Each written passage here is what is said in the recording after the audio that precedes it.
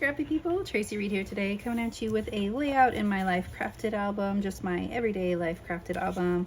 And I have these photos of my mom and I after a pedicure, and I kind of want to do something really simple today. I normally go crazy, lots and lots of layers, and I want to see how much I can do with very little product. Even though I am going to be using the Cocoa Daisy Wander collection, I'm thinking I'm going to actually rely heavily on these letter stamps and stamp something on one of these papers, kind of like this, but more jumbled. And so I've taken apart the Traveler's Notebook for the Traveler's Notebook memory keeping collection, and I've pulled out this page that is all white.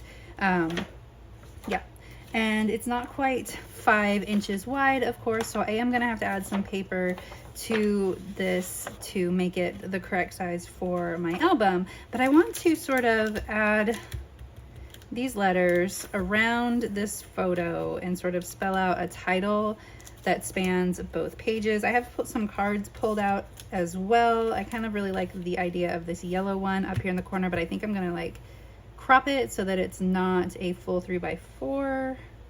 Not sure, but that is the direction I'm going. I'm gonna see how little I can use and still make a big statement. So let's get started. Do you ever just play? Do you ever just sit down to create a page and say, it's not that serious, and just play with it? That is what I did on this page. I just decided to play. If I didn't like it, I could just throw it away. So that is where we're headed, and I am going to take full advantage of that mentality. So I'm going to do like I said, and I want the letter stickers or letter stamps to take center stage. And so I want to have this white from the Traveler's Notebook be across the center without any spacing across the center. So like I'm not centering this white paper on this page. There's just gonna have some brown borders on the outside.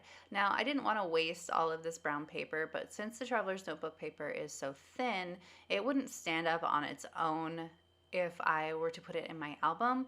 And the paper on the outside that's so floppy, it would make it floppy because it's so heavy.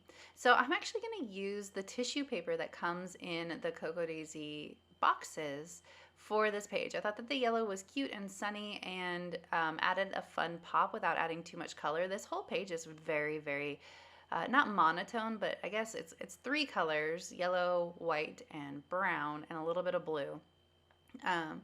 And so I just thought that this would be fun, a way to not use any product, just to use something that would go in the garbage and add some texture to this page, not just color and a pop of pattern, but texture as well. So I'm going to add it here, and I'm going to add it on the other side as well in a little bit.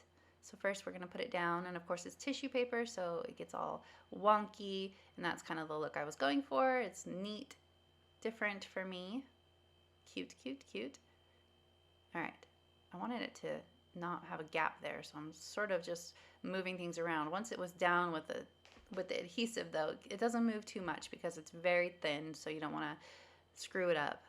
Okay, so I've got everything aligned and ready to go. I'm going to add my holes so I don't lose track of them.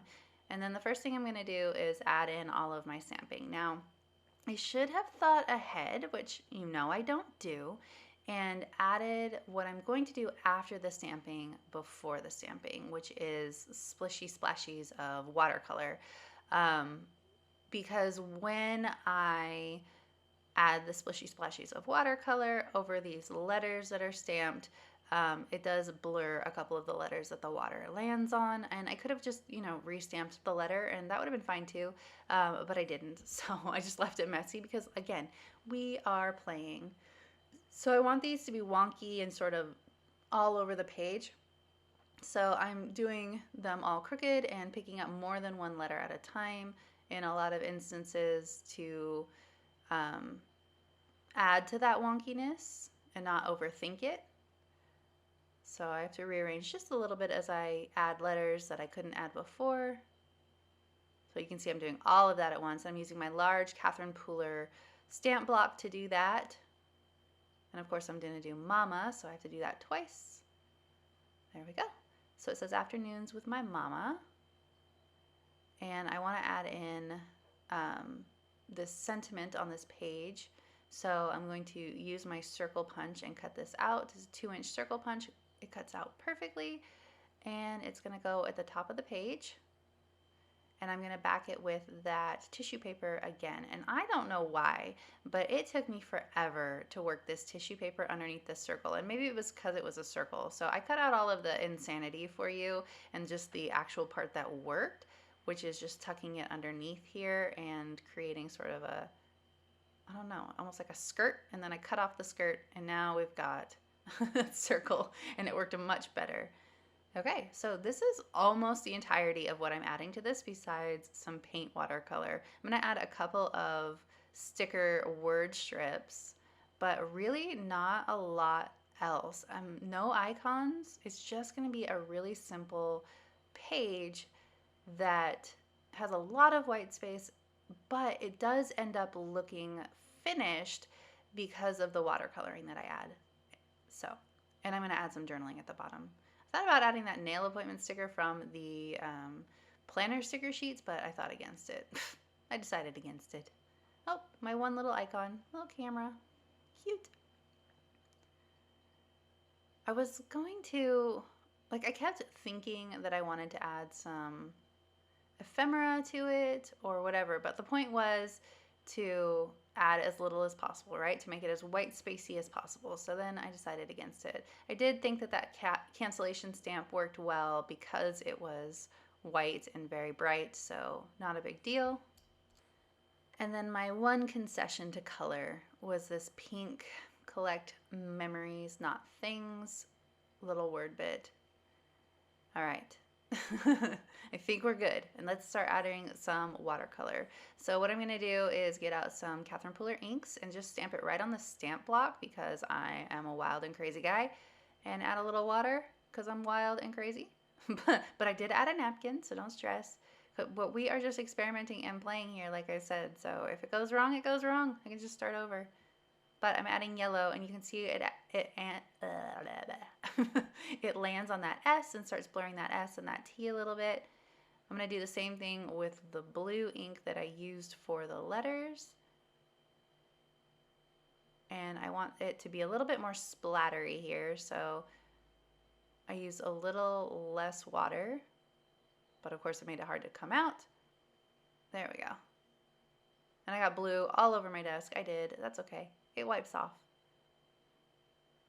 So I don't know about you, but that added so much to this page where it, yes, I can add more embellishment, but it feels just about done already, which is crazy to me.